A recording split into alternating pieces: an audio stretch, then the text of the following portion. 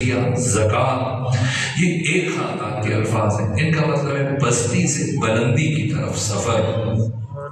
انسان اپنی زندگی میں دو طرح کا سفر کرتا ہے، ایک افق میں سفر کرتا ہے، ایک عمود میں سفر کرتا ہے۔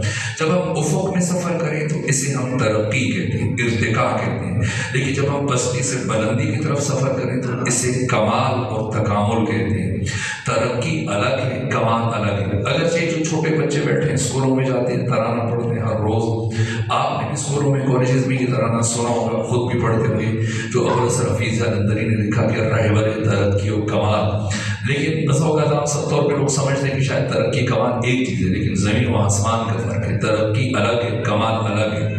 ترقی مادی امور میں ہوتی ہے، مثلا اگر پہلے ایک شخص کلرک ہے، پھر منشی بن گیا ہے، اور اس کے بعد پھر اگر مزید اس نے ترقی کی، انسپیکٹر لگ گیا، پھر یہ مثلا کوئی ایس پی لگ گیا، پھر اس کے بعد آئی جی لگ گیا، چیف منسٹر بن گیا، پرائم منسٹر بن گیا، پریزیڈنٹ بن گیا، چیف آف آرمی اسٹاف بن گیا۔ یہ کیا ہے؟ یہ ترقی۔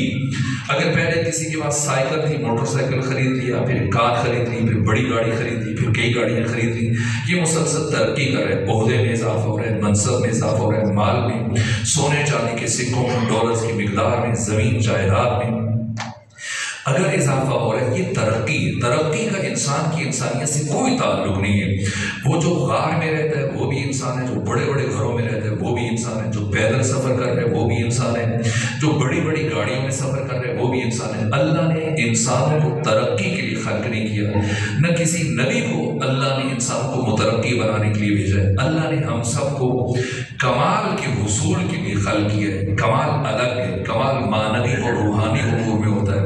کمال کب حاصل ہوتا ہے؟ جب انسان کے علم میں اضافہ ہونا شروع ہوتا ہے، اس کی معرفت میں، اس کی بصیرت میں، اس کی آگاہی میں، اس کے شعور میں، صفات حسنہ، اخلاق پسندیدہ، اس کی استقامت میں، جرأت میں، عفت میں، حیا میں، شجاعت میں، بصیرت میں، جب ان صفات حسنہ میں اضافہ ہوتا ہے، یہ کمال ہے۔ اگر میں بات کو بہت آسان کر دوں تو اس مطلب کو صاحب تفسیر المیزان علامہ محمد حسین طباطبائی نے بار بار اپنی تفسیر میں بیان کیا، اور وہ یہ کہ ہم انسان، یہ جملہ اہم ہے، جوان اسے لوح دل پہ نقش کریں، اپنے حافظوں میں محفوظ کریں، اور وہ یہ سینکڑوں قرآنی آیات سے مستفاد یہ جملہ کہ ہم انسان پیدا نہیں ہوئے بلکہ ہم انسان بننے کے لیے پیدا ہوئے۔